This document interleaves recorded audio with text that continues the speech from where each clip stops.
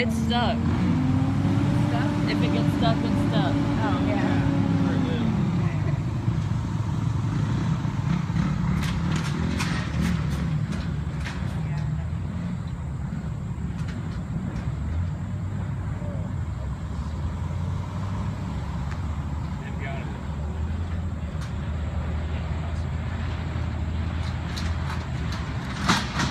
Gotta love six-wheel drive.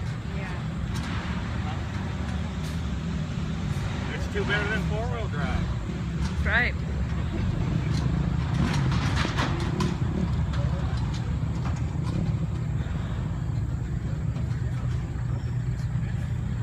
But in four-wheel drive, do the axles respond independently? In a four-wheel drive, do the axles respond independently?